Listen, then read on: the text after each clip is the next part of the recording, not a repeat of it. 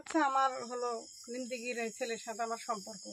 কতদিনের সম্পর্ক? 10 মাস 11 মাস থাকে। আচ্ছা, সম্পর্কের মাধ্যম দিয়ে ধরেন যে তার সাথে আমার একটা বিয়ের একটা চুক্তিপত্র হয়।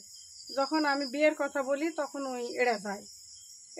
এখন এই কারণে আমি হলো এই মামা মামির সাথে কথা বলে, এখানকার নেতাকর্মীদের সাথে কথা বলে আমাকে এখানে এরা আসতে বলে, বা ওই লোকও আসে, ওই লোকও আসতে বলে আসলি আসে এই ঘটনা ঘটায় আমার সাথে। মনে করেন যে খারাপ কাজকর্ম করার পর সেই ছেলের কাছ থেকে 2,12,000 টাকা নিয়ে হলো আমাকে বলে যে তোমাকে স্ট্যাম্পত সই করে লি বিয়ে পড়াই দেবো। দেয় স্ট্যাম্প ওরা টাকা পাবো বলে স্ট্যাম্প করে লাই। স্ট্যাম্প করে নিয়ে গাড়ি আটকায়, মোবাইল আটকাছে, ছেলেকে বিদায় করে দেয়। আর আমাকে বলে দিই চলো তোমাকে প্রসাদ তুলিয়া যায়, মেডিকেল ডিএনএ টেস্ট করবো করে তোমাকে লিয়ে থানাত লিয়ে যা কেস করে দিয়া তোমাকে কালকে সকালে ফয়সালা করে দেবো বলে জুত বাজারত লিয়ে যা থুয়ে ওরা পাইলে চলে আসে। আপনার নাম কি? আমার নাম রুকসানা। আপনার বাবার নাম কি? আমার বাবার নাম জলিল। স্বামীর নাম? মঞ্জুর রহমান। কোথায় বাসা? বাদমানছি। বাদমানমসি। আপনার ইন্ডিয়ান কি ধরে? ভাবিছে। আর ওই ছেলের বাড়ি? নিমদিঘি। নিমদিঘি। ওনার নাম কি? রবিউল আলম। নিমদিঘি এখানে কেন আসছেন আপনি বলেন তো? এই যে হলো বিয়ের সম্পর্ক, এরা বিয়ে করে দিবে বলে আসতে বলিছে। আসতে বলে এরা ছেলের কাছ থেকে টাকা খায়, ছেলে পালায় দিছে। এখন আপনার কিনারা কি হবে? এখন তো আমার বিষ খায় মরা ছাড়া কোনো বুদ্ধি নাই। ব্যাস।